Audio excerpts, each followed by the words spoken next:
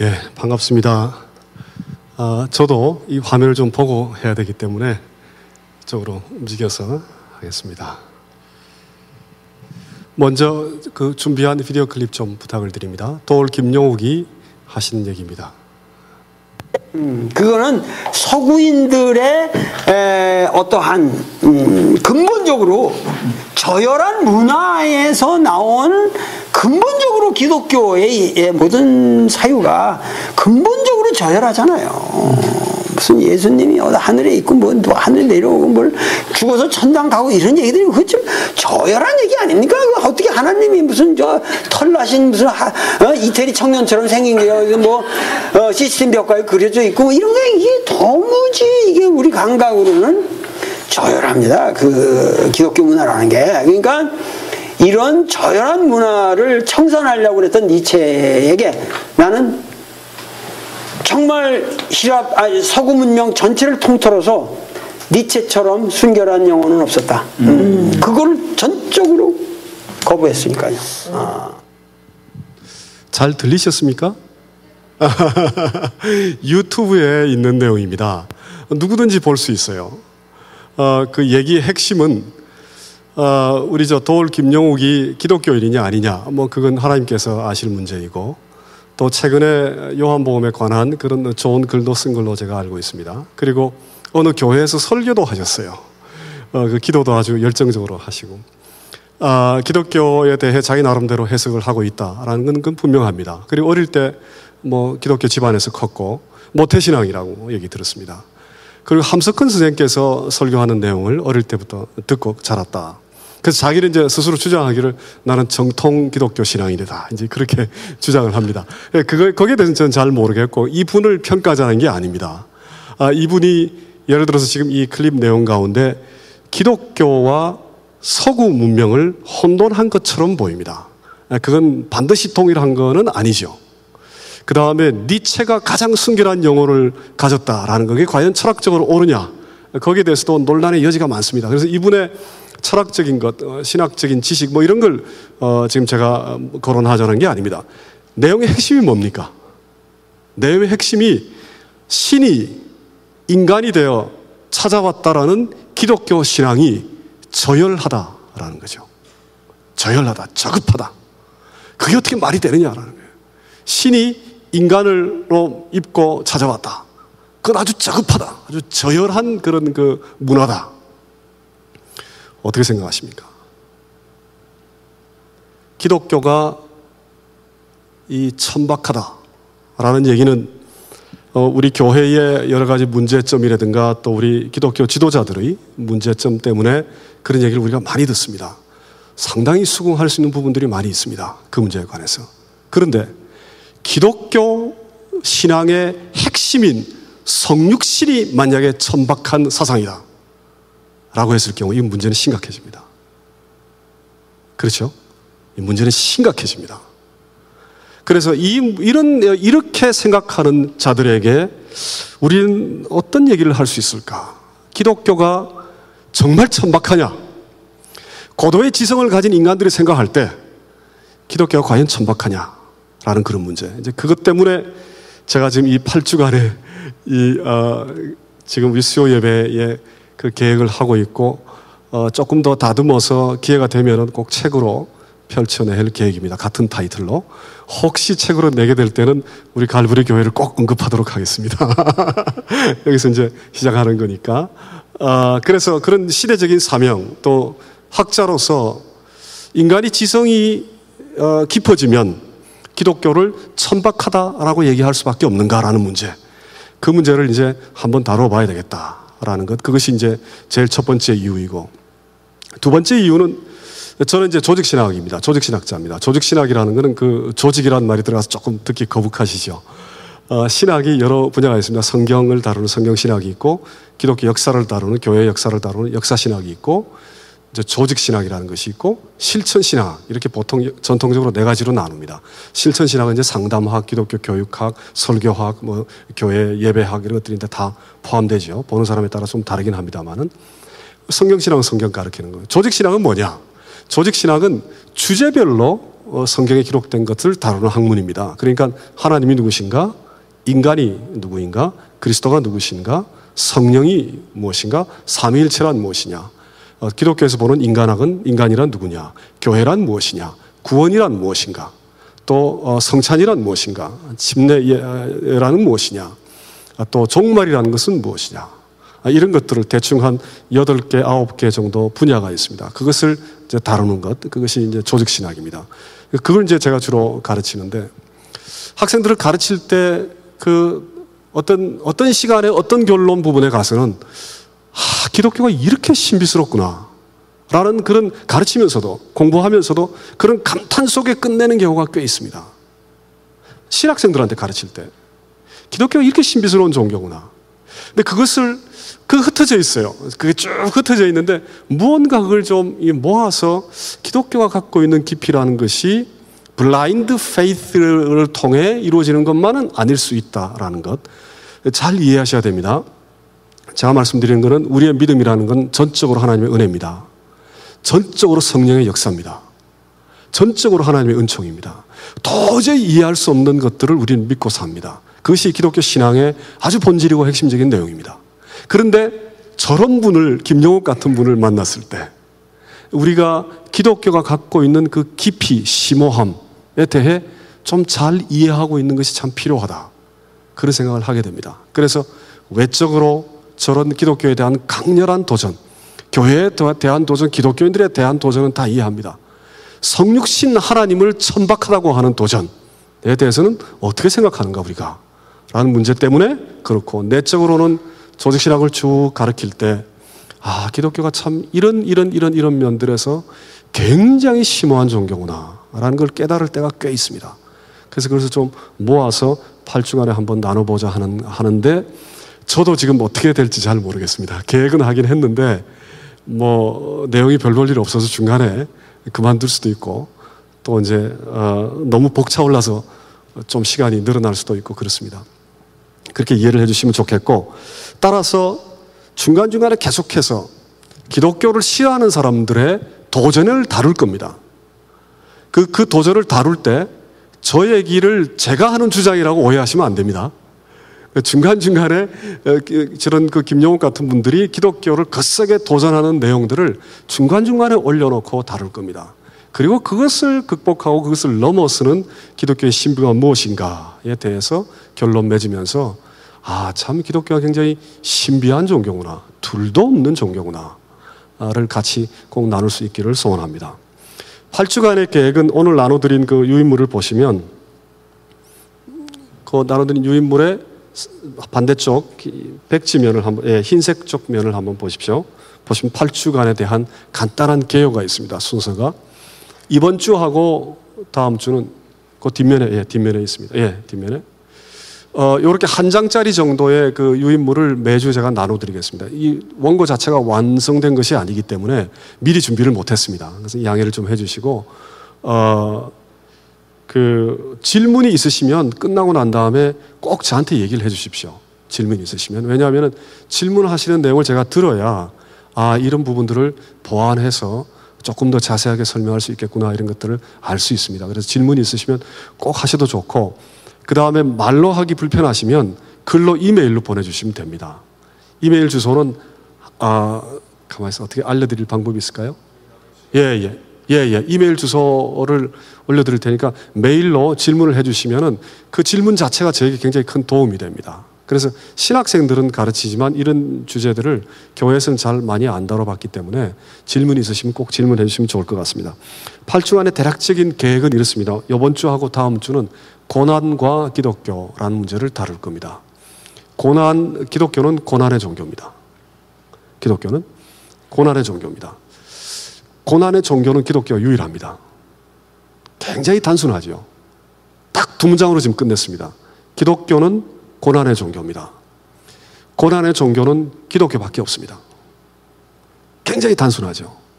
근데 이걸 절박하게 이해하시려면 그 외에 많은 것들을 같이 알아야 이 내용이 절박하게 다가옵니다. 다시 말해서 다른 종교는 고난을 어떻게 다루는가를 다 찾아봐야 됩니다. 그리고 철학은 고난에 관해서 신적 요소를 어떻게 설명하고 있는가를 다 이해해야 됩니다. 그거 다 이해하고 나면 그렇구나. 기독교만이 유일하게 고난을 다루고 있구나. 기독교는 고난의 종교구나. 그걸 깨닫게 됩니다. 그래서 그런 과정을 이번 주 하고 다음 주에 쭉 이렇게 살펴보고자 합니다. 이번 주는 철학적인 내용을 좀 다룰 것이고 다음 주는 성경, 특히 전도서를 욥기와 전도서를 근거로 해서 성경의 고난의 하나님을 다뤄볼 겁니다. 셋째 주는 계시 종교와 신비. 우리가 계시라고 하면은 revelation, 보통 말씀하고 똑같이 생각하는 경우가 많습니다. 그렇지 않습니다. 계시라는 것은 훨씬 폭이 넓습니다. 말씀보다. 계시라는 것은 하나님께서 자기 자신을 낮추어서 우리에게 찾아오신 거죠. 그 낮추어서 찾아오셨다는 그 계시가 갖고 있는 굉장히 심오한 의미들이 있습니다. 그것과 성경은 또 어떻게 연관되는가? 또 성경이 정말 고유한 건가? 다른 종교도 경전이 있지 않느냐? 왜 우리는 성경만이 진리라고 얘기하는가? 그런 문제들을 같이 생각해 볼 겁니다. 세 번째 주는, 네 번째 주는 그리스도. 그리스도를 하나님이라고 믿지 않는다면 기독교는 다 끝나버립니다. 더 이상 얘기할 수 없습니다. 그리스도를 육을 입고 이 땅에 찾아오신 하나님이다라고 믿는 믿음으로부터 기독교는 시작됩니다. 모든 것이. 그런데 문제는 그 그리스도가 육을 입었다는 걸 우리가 확실히 아는데 그분이 진짜 하나님이냐라는 문제. 그걸 이제 믿지 못해서 여러 가지 논란이 일어납니다. 그래서 그것과 연관되어 있는 여러 가지 요소를 네 번째 주에 다룰 것이고, 다섯 번째 주, 신학이 필요 없다는 분들이 많습니다. 그런데 예수님의 말씀을 잘 살펴보면 그 안에 신학적 내용이 차고 넘칩니다. 그러니까 예수께서 신학을 만드신 분이에요, 사실은. 그래서 그리스도의 말씀만 가지고 그 안에 담겨있는 신학적 내용들을 제가 몇 가지 끄집어내서 같이 논해 볼 겁니다. 굉장히 고유한 특징이 있습니다, 그 안에. 신학자들이 다루지 못하는 아주 독특한 재미있는 특징들이 있어요. 그리스도의 그 말씀 속에는. 그걸 다뤄볼 거고. 여섯 번째, 일곱 번째, 여덟 번째는 제가 설교 시간에 한번 얘기한 적이 있을 겁니다. 기독교 말씀이 계시하는 내용이 세 가지다.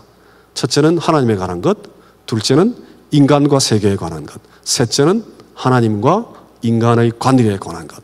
그 세 가지 주제를 기독교는 가지고 있습니다. 성경은 가지고 있습니다. 그래서 여섯 번째 주는 하나님이 누군가, 일곱 번째 주는 인간이 누군가, 여덟 번째 주는 하나님과 인간의 관계는 어떻게 되는가. 그래서 초점은 그러니까 제가 이제 늘 공부하고 있는 조직신학 분야의 사실은 대부분의 분야를 좀 걸치고 있는 내용들입니다. 그런데 그런 평범한 일반적인 신학적 내용을 우리가 같이 나누자 하는 것이 아니고 그 가운데 조금 이해하기 힘들고 독특한 면들을 끄집어내어서 왜 기독교가 신비스러운가라는 문제를 이제 나눠보기를 원합니다. 신비라는 것, 그것은 알 수 없다라는 말과 같은 뜻이기도 합니다. 신비라는 말은. 그러나 또 다른 한편으로는 에밀 브루는 이렇게 얘기했습니다. 기독교는 신비인데 내용을 가지고 있는 신비다. 그런 얘기를 했습니다. 그러니까 신비라는 것은 블라인드 페이스를 얘기하지 않습니다. 아무것도 모르기 때문에 그냥 받아들이는 것, 그것을 신비로 얘기하지 않습니다. 지성을 다 동원해도 지성이 감당하지 못하는 그 무엇, 즉 내용이 있는 그런 어떤 무엇, 그것을 이제 우리가 신비라고 부릅니다. 그래서 그런 이제 8주간의 계획을 이해하시고 작년에 그 우리 십자가에 관해서 같이 이제 나눠 보셨던 분들은 아마 알고 계실 겁니다. 조금 어렵죠, 그렇죠? 제가 하는 내용이 조금 어렵습니다. 작년에 경험이 있어서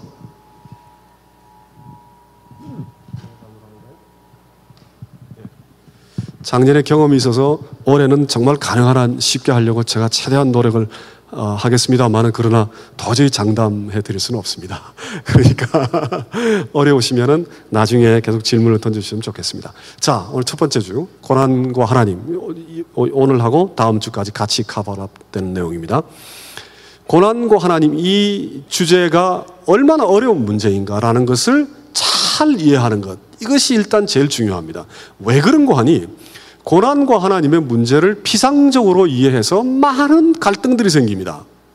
제가 베누아투에서 2년 동안, 남태평양이 아주 평화스러운 나라입니다. 베누아투라는 나라는 2년 동안 이제 티칭을 하면서 있었던 적이 있는데, 상관없습니까? 예. 이제 제가 바닷가에 거의 아무도 살지 않는 그 바닷가를 막 혼자 자깅을 하고 뛰어다녔던 그 바닷가에 있습니다. 그런데 어떤 과부 여자분이 한 분이 그 바닷가에서 같이 있다가 상어에 다리가 물렸습니다. 상어가 많이 나오는 지역이에요. 그래서 앰뷸런스가 빨리, 차가 시내에서부터 오는데 한 1시간 몇 분 걸리는 아주 외진 곳인데 차가 빨리 오질 못해가지고 피를 너무 많이 흘려서 죽었어요, 그분이. 그 다리 상하게 물려가지고. 그런데 그 다음 날부터 이상한 소문이 돌기 시작했습니다. 그 여자 과부분이 문란했다. 그래서 그 주일 되니까 우리 신학교에 그 패컬티 교수진 가운데 한 분이 설교를 하는데 하나님이 심판한 거다, 그렇게 설교를 해요. 그러니까 고난과 하나님의 관계를 단편적으로 이해하면 사람을 2번 죽이는 결과가 생길 수도 있습니다. 그러니까 이 문제가 굉장히 어려운 문제다라는 것을 먼저 잘 이해하셔야 됩니다. 두 번째는 고난과 신. 일반적으로 철학에서 또 일반 그 인류 역사가 이 고난과 신적 존재의 관계에 대해 어떻게 이해해 왔는가, 그걸 오늘 같이 다룰 겁니다. 그리고 이제 다음 주에는 구약의 하나님, 특별히 욥기에 나타난, 욥기는 정말 어떤 경전에도 있지 않는 아주 심오한 성경입니다. 욥기는 까닭 없는 고난을 다루기 때문에 그렇습니다. 이유 없는 고난, 이유 있는 고난은 다루는 경우가 많아요. 너 죄 때문에 고난이 발생했다, 이건 간단한 얘기입니다. 그런데 욥기는 내가 돌아보니까 난 별로 죄를 지은 게 없는 것 같아요. 근데 하나님이 나한테 고난을 주셨어요. 그래서 욥은 물어봅니다. 왜 까닭 없이 나에게 고난을 줍니까? 그 똑같은 질문들이 계속해서 일어나고 있죠. 지금 세월호 사건의 핵심적인 주제 가운데 뭡니까? 큰 문제가 하나가, 왜 까닭 없이 그 착한 아이들이 잘못된 정보를 따라하다가 그렇게 죽어가게 됐냐? 왜 이유 없이, 왜 그런 고난을 까닭 없이 줬느냐라는 겁니다. 그래서 까닭 없는 고난이라는 것이 과연 가능하냐라는 문제를 욥기가 다루고 있어요. 그 옛날에. 그래서 그런 문제를 오늘날 우리도 계속해서 경험합니다. 아프리카의 아이들, 6살, 7살짜리 길거리에서 막 뛰어다니는 아이들, 부모님으로부터 에이즈를 그냥 타고난 아이들이 많아요. 걔네들 잘못 아닙니다.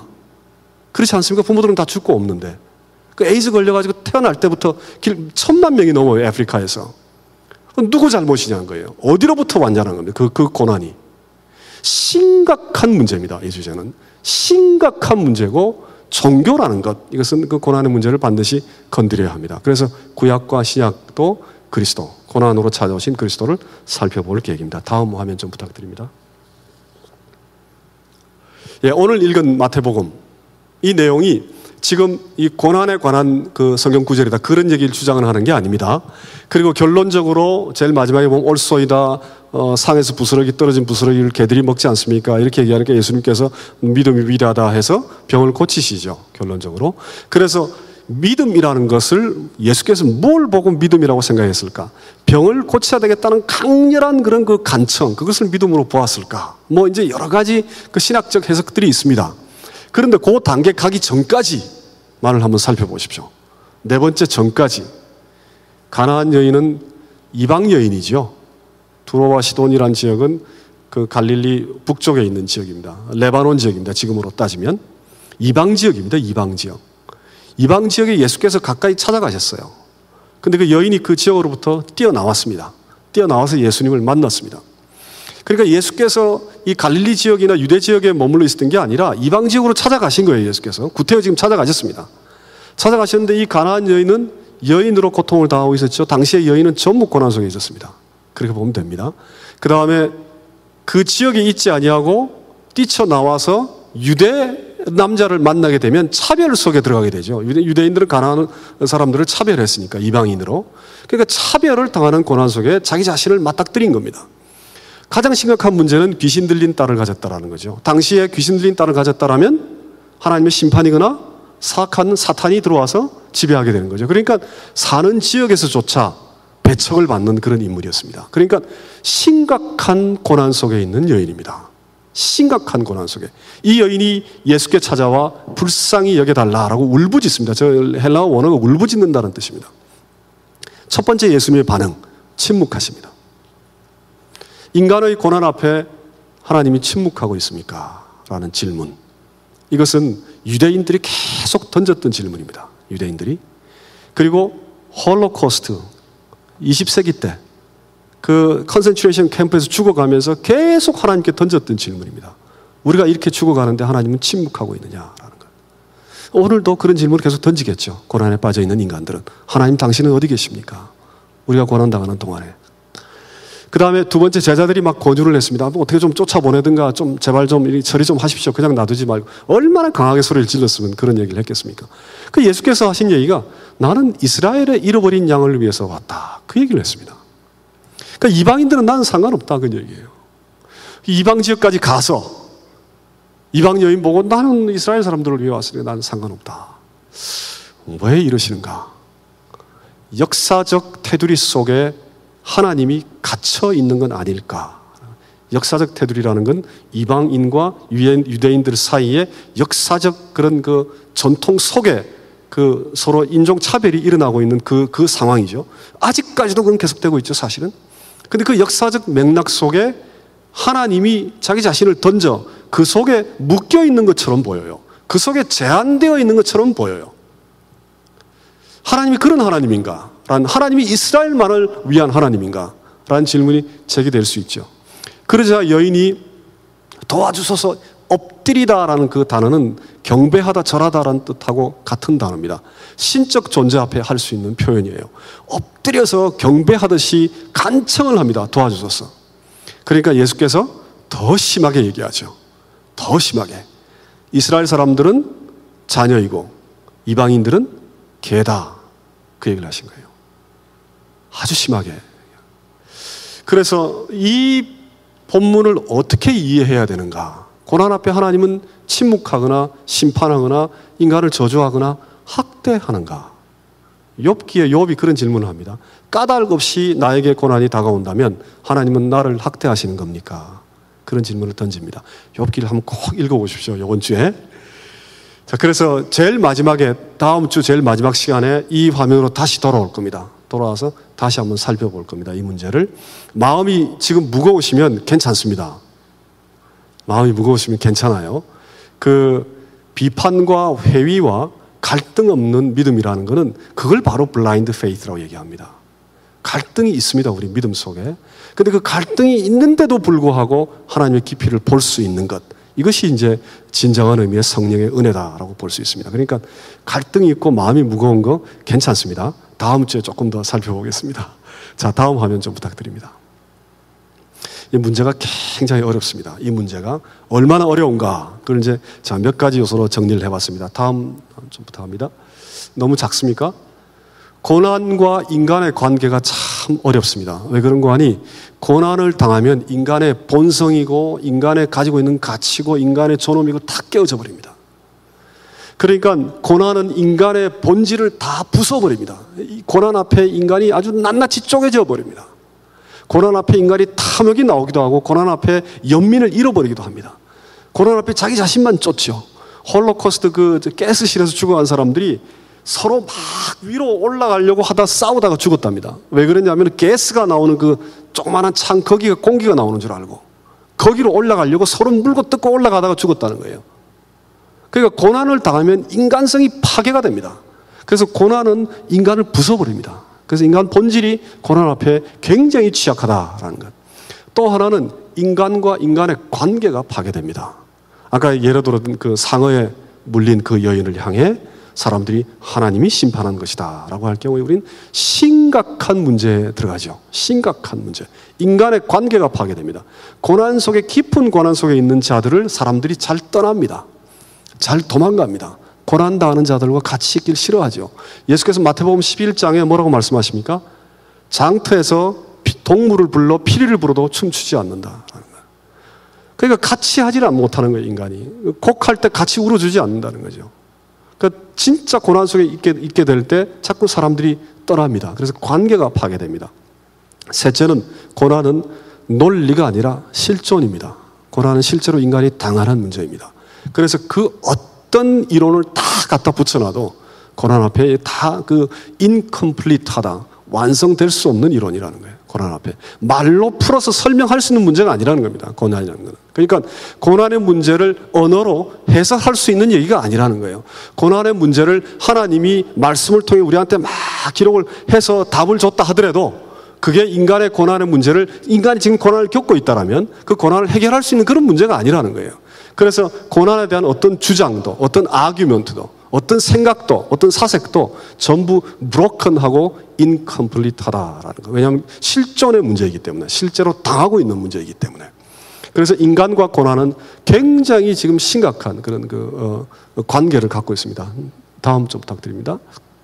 또 하나 문제는 고난 때문에 신이 존재하지 않을 수 있다라는 거죠.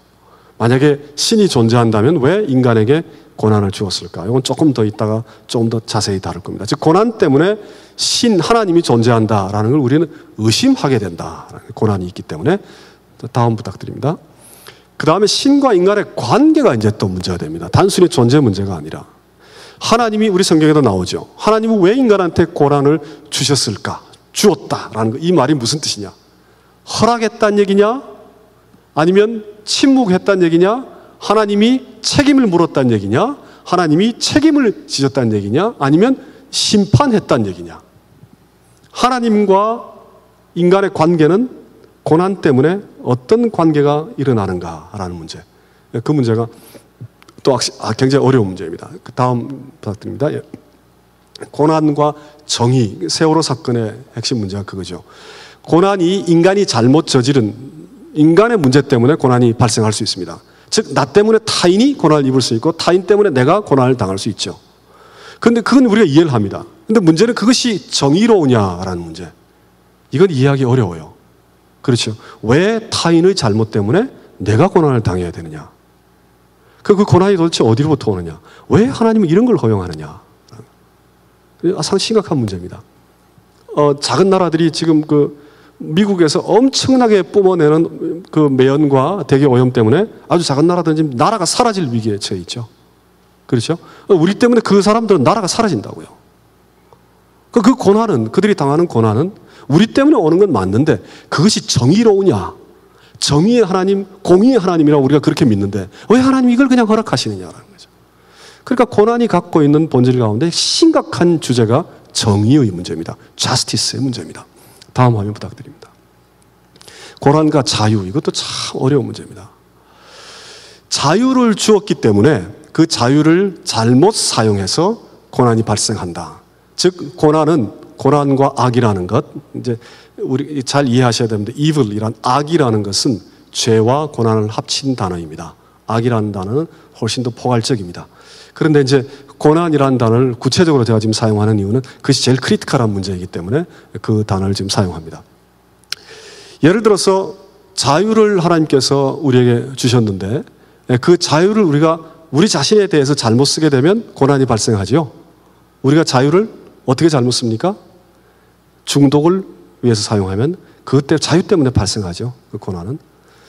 그리고 죄악으로 사용하게 되면 그것 때문에 고난이 발생합니다. 또 내가 내 자유를 잘못 사용해서 남의 자유를 억제하는 걸로 사용할 수 있죠. 그렇게 되면 자유 때문에 고난이 발생하게 되죠. 그래서 자유와 고난의 관계가 굉장히 어려운 문제입니다. 둘째는 자유와 존엄은 얼마나 병행될 수 있는가. 만약에 고난이 와서 자유가 빼앗기게 되면 인간의 존엄성까지도 같이 무너집니다. 자유가 빼앗기게 되면. 그래서 아주 심각한 주제가 있습니다. 하나님이 인간에게 자유를 주신 건 좋은데 그 자유를 존엄하게 사용할 수 있는 능력을 같이 주신 것이냐라는 거죠. 우린 그런 존재냐라는 겁니다. 한번 생각을 한번 해보십시오. 세계가 그럴듯하게 잘 움직여져 가는 것 같아요. 왜 고난이 오는가? 왜 나는 스스로 고난에 빠지는가? 나에게 자유를 허락하셨는데 그 자유를 우리가 잘못 사용해가지고 시기심과 질투와 분쟁과 온갖 그 안 좋은 종류를 우리가 사용하고 있지 않느냐, 그 자유를. 그래서 자유를 주시되 그 자유를 감당할 만한 존엄을 같이 주셨는가라는 문제.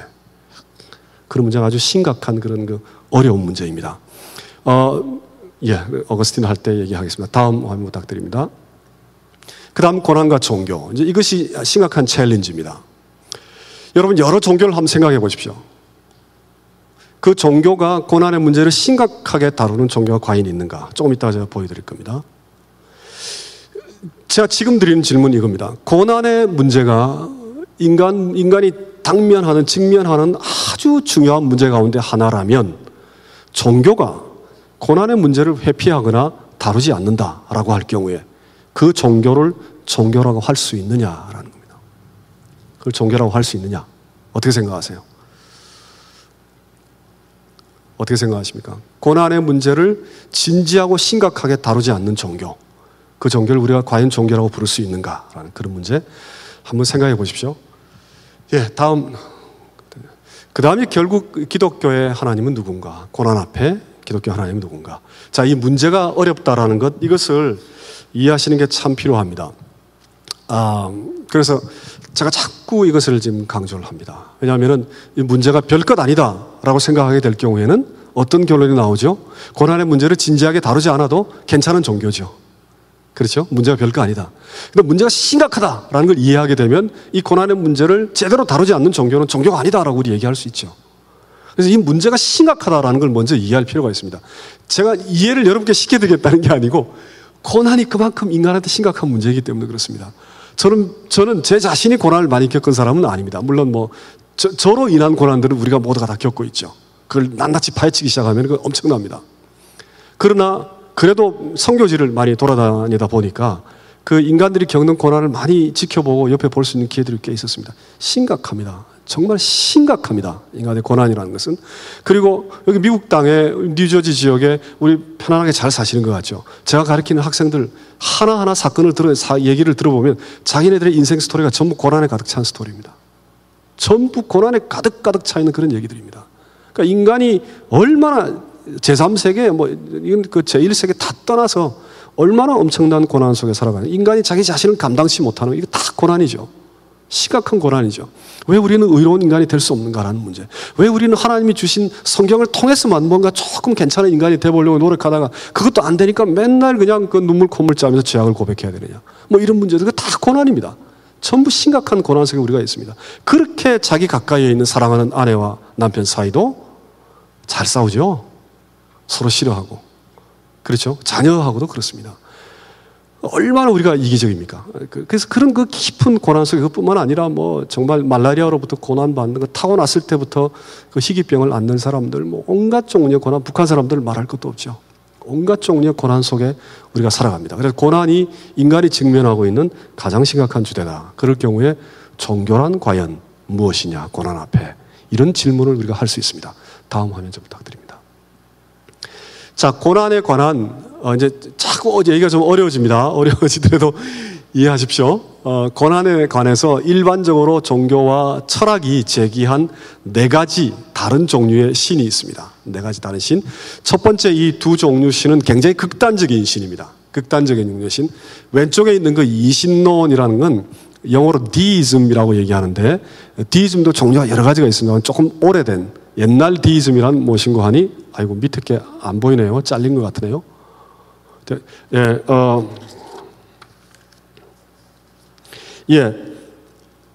신을 우리가 지금 이제 기독교 하나님을 얘기하는 게 아닙니다. 일반적으로 신이라고 생각할 때 어떤 하나님 생각하느냐.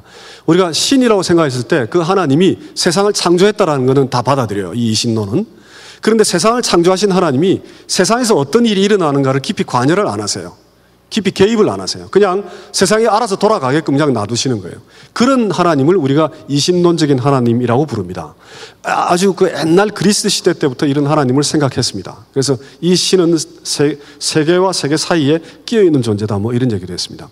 자, 우리 고난에 대한 기독교적인 그 아주 고유한 독특한 해석이 있죠. 고난은 인간의 죄악 때문에 온다. 그것이 이제 창세기 아담의 사건이죠. 아담과 하와의 그 선악과 사건. 그것이 아담과 하와가 죄를 지었기 때문에, 불순종했기 때문에 그 다음에 이제 계속해서 수고하고 살아가야 하는 그런 고난이 오죠. 그래서 고난의 윤리적인 해석을 가하는 것, 그것이 이제 기독교 하나의 특징입니다. 그럴 경우에 하나님은 그럼 누구냐? 하나님은 고난하고 별 상관이 없다. 하나님은 고난에 별 책임이 없다. 인간들이 만든 것이다. 이렇게 볼 수 있어요. 그래서 이제 이신론적인 그런 그 신에 대한 이해가 기독교의 하나님과 일맥상통하는 부분이 있습니다. 전혀 다르다는 얘기는 아닙니다. 근데 이제 물론 문제 있죠. 기독교 하나님은 어떤 분입니까? 세상을 창조하시고 개입하시죠. 그렇죠? 계속 우리를 부르시고 어디 있냐, 아담이 어디 있냐 부르시고 계속 찾아오시죠. 그러니까 신이 그 세상을 창조해놓고 그냥 내버려 둔 게 아니라 깊이 개입하는 하나님을 우리는 믿고 있습니다. 그래서 이제 만약에 이런 신적 존재가 고난하고 전혀 상관이 없다라고 할 경우에는 2가지 옵션이 있습니다. 그 하나님에 대해서 우리가. 하나는 무책임하거나, 그렇죠? 또 다른 하나는 무능하거나, 책임감은 굉장히 있는데 이거 딱 고난을 어떻게 없앨 수가 없어요. 능력이 없어서. 그러니까 그 신적 존재는 무책임하거나 무능하거나 둘 가운데 하나죠. 그래서 이것은 신이 누구냐에 대한 그 개념 자체도 사실은 모순적이에요. 그것이 이제 이신론적인 하나님이라는 게 있고, 또 다른 반대, 아주 극단적인 거는 고난 자체가 하나님인 거예요. 세계 자체가 하나님이다. 세상과 하나님이 똑같다라고 믿는 거. 그걸 이제 범신론이라고 얘기합니다. 그러면 인간이 당하는 고난을 그럼 어떻게 해석해요? 그럼 고난이 하나님이냐? 이렇게 물어볼 수 있죠. 이 범신론은 세상에 있는 고난이 진짜라고 생각하지 않아요. 범신론은 고난이 그냥 조금 있다. 조금 있는데 세상은 대체로 아름답다. 이렇게 이제 긍정적으로 보는 것이 범신도 종류가 너무 많습니다. 근데 일반적으로 얘기해서 이제 그렇다라고 얘기할 수 있습니다. 그래서 고난은 실제가 아니다. 이것도 사실 기독교 사상가들이 얘기했던 내용입니다. 왜냐하면 선이라는 건 하나님이 만들었는데 악이라는 것은 선이 결핍된 것이다. 선이 없는 것이다. 선이 모자라는 것이다. 라고 생각할 수 있어요. 그러면 모자라는 것을 하나님이 창조하지는 않았다. 이렇게 볼 수 있는 거죠. 그래서 이제 고난은 비실제다. 실제로 존재하는 게 아니다. 그렇게 볼 수 있어요. 그래서 이제 그러면은 우리가 당하는 조그마한 고난, 이것이 정말 조그마한 고난밖에 안 되느냐? 그런 질문이 제기되죠. 그래서 우리가 진짜 고난을 당할 때는, 정말 내가 고난을 당하고 있을 때는 범신론적인 주장을 따르게 되면 어떻게 됩니까? 하나님이 진짜 나쁜 하나님이죠. 그렇게 되면 범신론적인 견해를 따라가게 되면, 그래서 인간 세상이 고난으로 가득 차 있다라고 할 경우에 고난으로 가득 차 있는 세상을 그 자체가 하나님이다라고 믿는 그 믿음은 문제가 있다라는 겁니다. 그래서 이 두 번째 극단적인 사상, 즉 고난 자체가 하나님이다라는 사상도 문제가 있습니다. 다음 화면 부탁드립니다. 그 다음 이제 그 이신론과 범신론 사이에 중도적인 견해 두 개가 있습니다. 중도적인 견해. 하나는 왼쪽에 있는 것, 만유 내재 신론이라는 게 있습니다. 즉 하나님이 신적 존재가 세상 속에 있다는 거예요. 그러니까 세상에 악도 있고 그 다음에 신도 있고, 그래서 둘 사이에 대결 구조에 있다. 이렇게 보는 것이 이제 만유 내재 신론이라는 겁니다. 이원론적 사상이죠. 일원론이라는 건 모든 만물의 근원이 하나의 원인으로부터 나온다라는 것이 일원론이라는 뜻입니다. 이원론이라는 두얼리즘, 두 개라는 거예요. 어떤 건 하나님으로부터 오고 어떤 건 악으로부터 오고. 그래서 그걸 이제 이원론이라고 볼 수 있죠. 이 이원론은 실제로 근동 지역에 그 구약이 기록되었던 그 당시에 우리가 아는 조로아스트교도 일종의 이원론 가운데 하나입니다. 그래서 이거 상당히 보편적인 종교 가운데 하나예요. 욥기 38장 8절인가 9절인가 읽어보면 하나님께서 바닷물이 넘쳐가지고 올라오는 걸 문으로 탁 하나님 막았다, 그런 말씀이 나와요. 욥기 38장에. 그래서 그 바닷물을 악의 세력이다라고 해석하는 사람들이 많아요, 신학자들 가운데. 왜냐하면 그 물이 가장 강력한 힘으로 보았고 근동 지역에 그런 사상적 배경을 갖고 있어요. 그래서 창세기 때 뭐 흑암이 그 수면 위에 거하시고 혼돈 뭐 이런 것들을 다 하나의 악의 세력이다, 이렇게 해석하는 사람들이 많습니다. 그래서 성경에 특히 구약을 만유 내재 신론적으로 해석하는 분들이 꽤 있어요. 그런데 사실은 하나님이라는 이 개념 자체의 모순적이죠. 하나님이 왜 선도 아니고 악이라는 파트너를 허락하셨느냐라는 문제. 그걸 설명할 길이 없죠. 그러니까 악이라는 존재하고 겨루어서 늘 싸워야 하는 그런 신적 존재도 우리가 신이라고 부를 수 있느냐. 그래서 하나님이라는 개념 자체의 모순적인 그런 부분입니다. 그리고 기독교는 분명히 일원론입니다. 기독교는 이원론적인 사상을 갖고 있지 않습니다. 기독교는 일원론적인 사상을 가지고 있습니다. 만물이 창조주 하나님으로부터 오는 거죠. 그래서 만유 내재 신론적으로 구약을 해석하는 학자들이 꽤 있습니다만은, 그러나 구약의 하나님은 그렇게 보기는 어렵다라는 겁니다. 오른쪽에 있는 카발리스틱 갓이라는 이 내용이 조금 중요한 내용입니다. 왜냐하면 기독교 신학에도 굉장히 접목되는 부분이 많아요. 중세에 그 루니아라는 그 중세 말기에 유대 학자가 그 구약을 배경으로 한 하나님을 저렇게 해석했습니다. 하나님이 세상을 가득 채우고 계세요. 꽉 채우고 있는데 인간이라는 피조물을 만들려면 자기 혼자 가득 차 있어가지고 곤란해요. 그래서 인간과 피조물에게 무언가 공간을 주려면 자기 자신을 축소해야 돼요. 그래서 하나님이 자기 자신을 컨트랙션 했다라고 믿는 것, 그것이 이제 이 카발리스틱 코스몰로지라고 부릅니다. 그래서 축소를 해가지고 인간과 피조물에게 자유를 누릴 만한 공간을 주었다. 그렇게 생각을 하죠. 지금 상당히 유행입니다. 이 사상이. 그래서 책도 지금 많이 나와 있습니다. 특별히 구약의 역사부터 쭉 해서 지금까지 고난을 아주 많이 겪은 유대민족들, 자기 스스로는 굉장히 고난을 많이 겪었다고 생각하죠. 그분들이 그 고난을 겪는 순간에 하나님께서 침묵한 것처럼 보이는 그 침묵의 하나님을 해석할 수 있는 탁월한 하나의 그 접근법이죠. 탁월한 이해법이죠. 하나님이 자기 자신을 축소하고 있기 때문에 그렇다. 그러나 완전히 축소했는가? 그건 아니다. 우리 기름병에 기름을 다 붓고 나서 그걸 따르고 나면 기름의 흔적이 남아있죠. 그 병 안에. 그래서 흔적이 남아있는 그 흔적들이 이 세상을 여전히 다스리고 있다. 즉 우리 눈엔 정확하게 안 보여도 hidden God, 여기 지금 보면 hidden God, 우리 눈엔 정확하게 안 보여도 하나님이 우리를 다스리고 있긴 한데, 그러나 자기 자신을 축소해서 인간과 세계에 많은 자유와 여지를 주었다. 이제 그렇게 믿는 겁니다. 카발리스틱 God. 그래서 이걸 음각의 하나님이라고 부를 수도 있고, 침묵의 하나님이라고 부를 수도 있고, 하나님과 인간 사이의 거리두기라고 부를 수도 있습니다. 이런 표현들이나 사상들이 조금 생소하실 겁니다. 그런데 앞으로 좀 많이 여러분들이 들을 수 있었으면 좋겠어요. 그 부분이 참 필요합니다. 욥기에 보면 그런 내용들이 또 있습니다. 그래서 하나님과 인간의 관계가 마치 내가 이렇게 하면 하나님이 저렇게 하고 하나님이 저렇게 하면 내가 이렇게 하고 막 둘 사이에 굉장히 익스클루시브한 배타적인 관계 속에 있는 걸로만 생각할 가능성이 있습니다. 왜냐하면 하나님이 머리털 하나도 셌다고 그랬으니까. 머리털 하나도 셌단 얘기죠. 다 아신다는 얘기죠. 그런데 내가 하는 모든 행동의 근원이 하나님이다라고 할 경우에는 어떻게 됩니까? 그건 철저하게 그런 운명론 속에 빠져들게 되죠.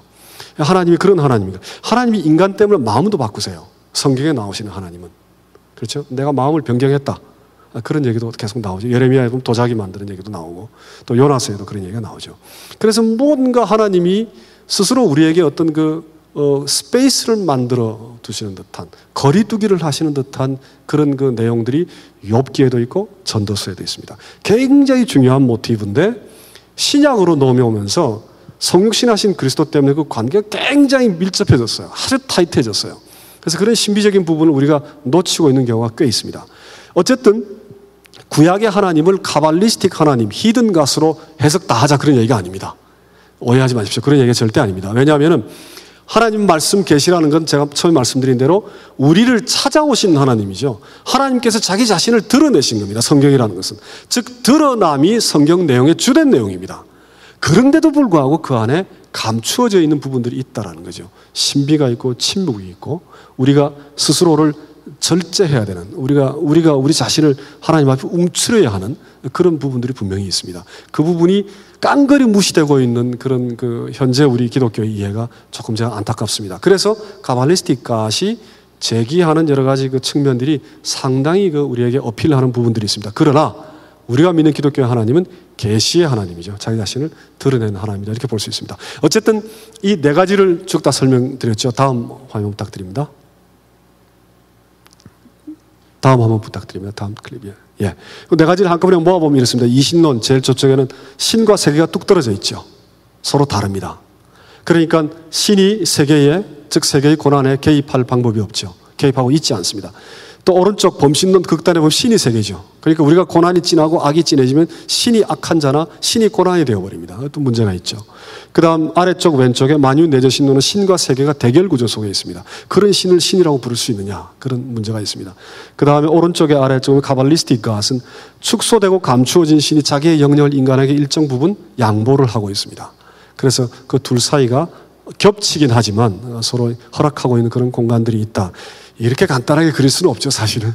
그런데 이해하기 쉽게 이렇게 간단하게 그려봤습니다. 이해가 되십니까? 아니면 전혀 지금 제가 다른 얘기를 하고 있습니까? 이해가 되십니까? 자, 어렵죠? 이런 얘기들이. 어렵죠. 그런데, 이거 어떻게 얘기해야 되나. 하여간, 어려운데, 인내를 가지시고 조금 이렇게 하시다 보면은 다음 주에는 이래서 이런 내용들보다 훨씬 더 깊은 내용의 하나님을 기독교가 전하고 있구나라는 걸 우리가 깨닫게 됩니다. 자, 다음 클립 몇 시까지 하면 되죠? 지금 벌써 시간이 9시인데 조금 더 해도 되겠습니까? 굉장히 힘들어 하시는 것 같은데 어떡하죠? 고난과 종교 이것만 하겠습니다. 자, 다음 부탁드립니다. 예. 자, 종교를 한번 쭉 살펴보면 우리가 이 표현도 지금 낯설지 모릅니다. 여러분, 아브라함릭 릴리전이라는 게 있습니다. 아브라함으로부터 쭉 빠져나온 종교라는 거죠. 그 세 개가 있죠. 유대교가 있고 힌두교가 있고 기독교가 있습니다. 그걸 다 통틀어서 아브라함릭 릴리전스라고 부릅니다. 그 세 가지. 그래서 이제 아브라함릭 릴리전은 그 구약을 다 배경으로 하고 있는 그런 종교이기 때문에 이 종교 세 종교는 악을 어떻게 다룰까, 고난을 어떻게 다룰까라는 문제죠. 유대교를 보면 저 정론이 잘못해서 제가 잘못 타자를 친 겁니다. 신정론. 신정론이라는 용어가 좀 어려울 수 있습니다. theodos라는 건데 하나님이 인간과 세계를 직접 다스리신다라고 믿는 것. 그것이 신이 정치를 베푸는 거죠. 신정론이라고 부릅니다. 그래서 유대교도 가발리스틱 전통만 있는 게 아니고 신정론, 하나님이 당연히 창조주고 하나님이 세상을 관여하시죠. 신정론에 강력한 그런 이해가 있고 거기에 이제 카발리스틱, 우리에게 공간을 허락하시는 카발리스틱 전통이 있다. 유대교는 그렇게 볼 수 있죠. 회교의 알라시는 철저하게 초월의 존재입니다. 철저하게 초월의 존재. 우리가 알 수 없어요. 그래서 회교도가 6가지 일상생활에 그 막 중요한 일을 꼭 지키는 이유가 하나님에 대해서 사실 잘 모르기 때문에 그렇습니다. 그것이. 그러니까 하나님에 대해서 잘 모르는 이 하나님에 대해 그 하나님이 악과 어떻게 관계하는가를 풀어서 설명하기가 쉽지 않죠. 회교 안에 하나님과 악의 관계에 대해 최소한 서너 가지 정도 신학적 해석이 그 안에 신학이 있으니까 신학적 해석들이 있어요. 그 가운데 하나가 악은 알라가 인간을 시험하는 것이다. 이제 그렇게 생각합니다. 그 가운데 하나가. 그러나 근본적으로 회교도의 그 하나님이라는 건 아주 철저한 초월자 하나님입니다. 초월자. 그래서 우리가 정말 알기 어려워요. 그래서 알기 어려운 그 하나님이 인간의 고난과 어떻게 관계하시는가를 알기도 우리가 어렵죠. 일단 기독교는 이제 초월과 임재하는 건 나중에 다루겠습니다. 다음 부탁드립니다. 그 다음 근동종교 조로아스트교 아까 말씀드린 거 하나 더 클릭해 주십시오. 한 번 더 클릭해 주십시오. 자, 이거밖에 없네요. 그 양자의 대결. 물론 이제 여기 조로아스트교도 초월자하고 악의 존재가 똑같은 파워를 가지고 있는 건 아닙니다. 그렇게까지 무지하지는 않아요. 초월자가 훨씬 더 파워가 있죠. 근데 이제 악의 세력과 늘 다투어요. 그러니까 그런 대결 구조 속에 있다는 자체가 참 문제가 있죠. 그래서 그 근동 종교는 그런 그 악에 관해 또 고난에 관해 이 고난과 자꾸 싸워야 돼요. 이 신이 신적 존재가 그런 이제 해석을 하고 있습니다. 그 다음에 인도의 종교는 고난이 생의 필수라고 이해하는 것은 맞아요. 인도의 종교, 인도 종교는 지금 자니교, 불교, 힌두교 다 사실 인도에서 나왔죠. 그 불교도 힌두교의 뿌리를 가지고 나온 종교입니다. 그래서 고난이 생의 필수다라는 그런 인정을 하는데 자니교는 생명을 얼마나 서로 잘 존중하느냐에 따라 고난을 우리가 극복할 수 있다라고 얘기하는 거죠. 맡겨진 건 우리한테 맡겨졌죠.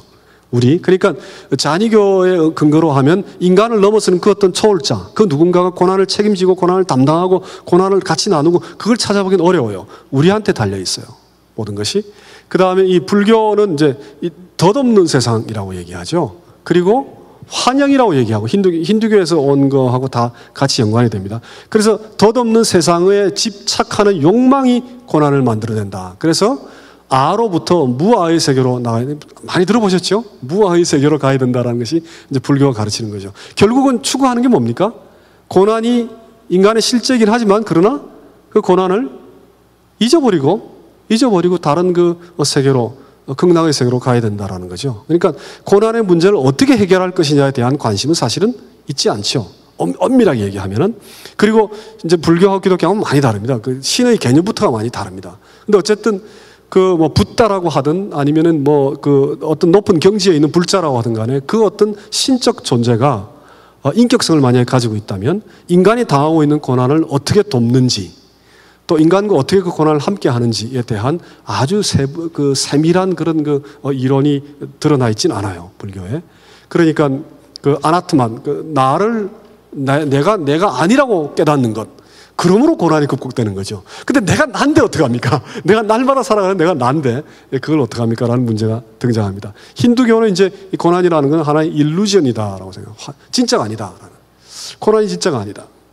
혹은 이제 카르마를 간혹 악이라고 생각하는데 그건 그렇지 않다. 서양 사람들이 보기에 잘못 본 게 아닌가라는 그런 이제 의심도 듭니다만 카르마라는 건 좋은 카르마도 있고 나쁜 카르마도 있죠. 그래서 반드시 그걸 악이라고 보기는 어렵습니다. 어쨌든 악의 개념이 없다라고 주장하는 분도 있어요. 그런데 힌두교도 종류가 너무 많습니다. 너무 많아서 힌두교 크게 나누어가지고 줄기가 아주 큰 두 가지가 있어요. 신이 세상에 개입한다고 믿는 힌두교가 있고 그렇지 않다라고 믿는 힌두교가 있습니다. 아주 종류가 다양합니다. 어쨌든 어떻게 됐든 간에 힌두교에서도 신적 존재, 즉 어떤 초월자가 고난의 문제에 깊이 개입한다라고 보기 어려운 그런 문제가 있습니다. 그래서 이 종교를 다 놓고 보면 인간이 직면하고 있는 고난을 외면하거나, 지금 하나 더 있죠. 도교, 동방종교 하나 더 있을 겁니다. 예. 도교 같은 경우는 악이나 죄를 어떻게 설명하는가 하니 음양의 조화가 깨어지는 것. 그것을 이제 악이라고 해설을 합니다. 음양의 조화가. 이해가 되시죠? 이해가 다 되실 겁니다. 그래서 이제 이 동양, 극동 지역의 중국, 한국, 일본 이 3국은 이 조화가 사실은 선이죠. 조화가 깨어지는 것이 악이라고 생각한다는 겁니다.